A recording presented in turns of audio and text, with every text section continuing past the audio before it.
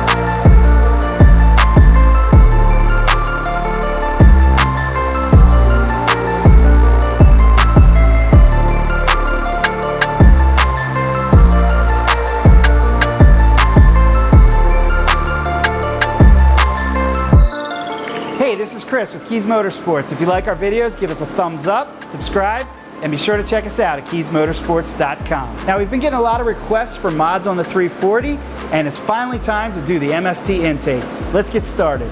Now, one thing to note, we do have the F series that we're putting on today. It is slightly different from the G series B58. If you are looking for the G series tutorial, we do have that on another video. First thing we're going to do is take a 6mm and we're going to loosen the bolt on this clamp that's holding the inlet to your air box. Now that we got that done, the next step is actually releasing the connector here that holds your mass airflow sensor. What I like to use is a small flathead and put it right between the gray and the black and give it a little twist gently. As you see, it pops up. You want to squeeze on that and just wiggle that right out. What we'll do next is just pull back the inlet from the air box so we can actually get it out.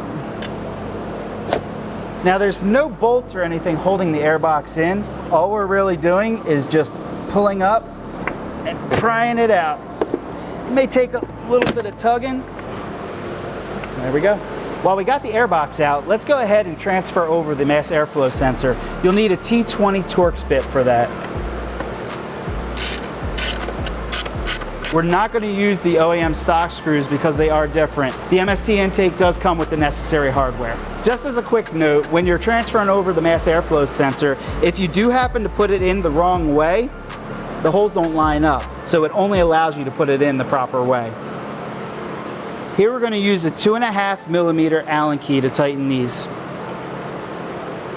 So we're just going to snug these up. We don't want to tighten too much and end up cracking the MAF sensor.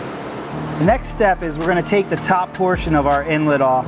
As you can see, way down here is a 7mm bolt holding that clamp on. So we're going to squeeze in there, get that loosened up, and pull the top off. So now we're just going to pull the top portion of the inlet off.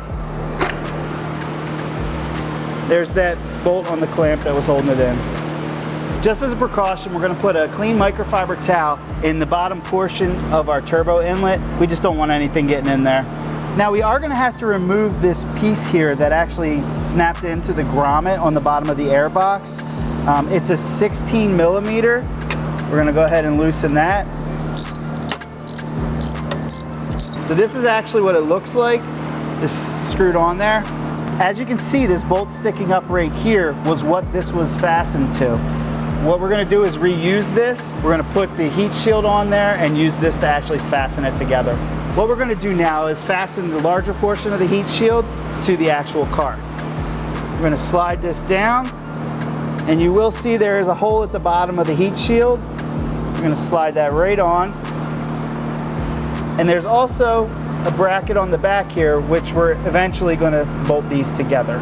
You do want to make sure that you're not crimping any wires or anything like that. We're looking good right here. Now I'm just going to reuse this grommet piece that we pulled off earlier. Might be a little hard for you guys to see, but it just screws right on. We're not going to fully tighten that fastener piece. We do want to leave a little play in this as we get the piping in. So what we did is we put our silicone coupler on here with our bolts on the clamps facing up, because when we do install that, we are going to want to be able to reach them to tighten them up.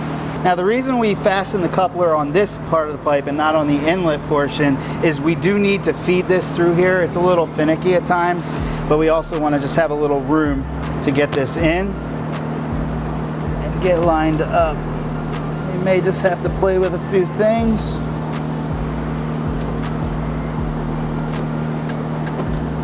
There we go. And we do want to take that microfiber towel out before we fasten it.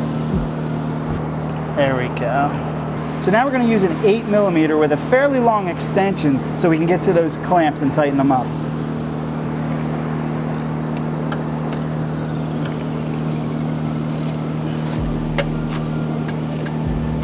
What we're going to do next is finish tightening up that screw that held the grommet on it. So let's just get in there. Again, that's the 16. We'll just get that nice and snug. Now we're going to use that trusty microfiber towel again, and we're just going to put it in this top portion. We don't want anything falling in there. The next step is fastening the top portion of the heat shield. What I'm going to do is actually put the washer on the bolt and come up from the bottom. Might be a little hard to see there, but we'll feed that through. The reason I'm doing that is because it's a lot easier to get a washer and the nut on the top. Now I got a strut brace in the way, so it makes it a little more tricky. So what we're going to need now are just two 10mm. We've got the wrench and we've got the socket. We're going to use the wrench on the bottom, socket on the top. Next thing we're going to do is attach our air filter to the piping. As we do put this in here, you are going to have to get past this grommet here, and you are going to want to make sure that this is facing up so we can access it easily. Just going to wiggle this on. Make sure you're on there well. That's good. And then we're going to use an 8mm to tighten it up. Let's go ahead and put the top portion of our heat shield on. They do provide hardware for that. We've got a little bolt, a washer, and a lock washer. So what I'm going to do first is put this through the lock washer and then the washer. I'm going to line this up. We'll start with the corner one.